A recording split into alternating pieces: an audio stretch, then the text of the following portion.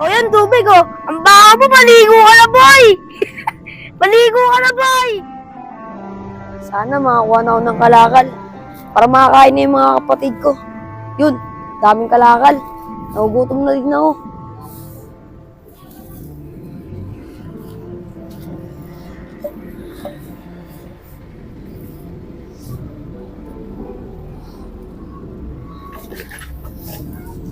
Kalakal.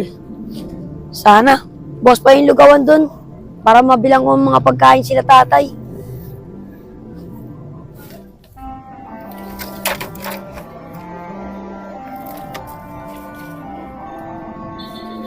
Pwede na to.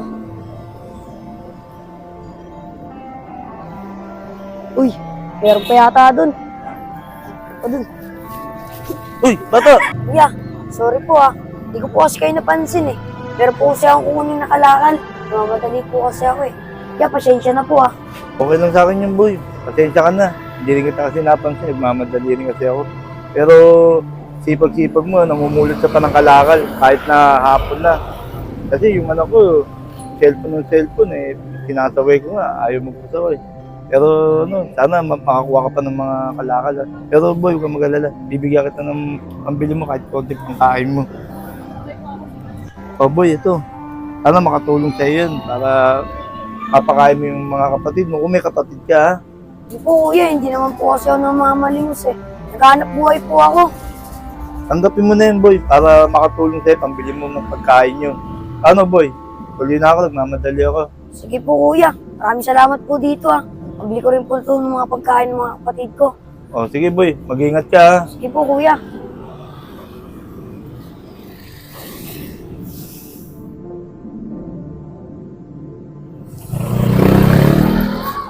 Aray, wow na ako.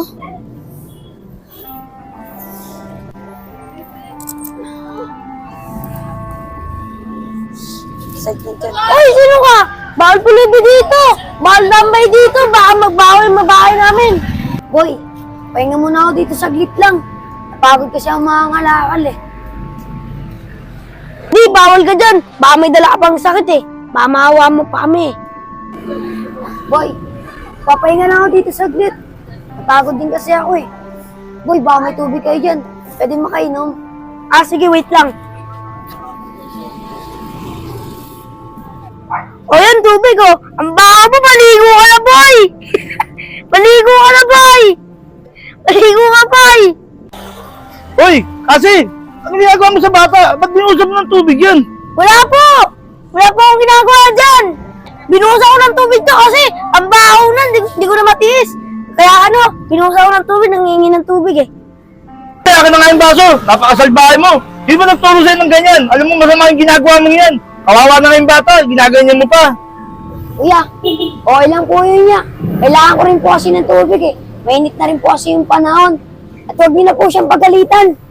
Oh, tingnan mo kasi, napakabait ng bata. Sabi niya sa akin, huwag ka na ba pagalitan.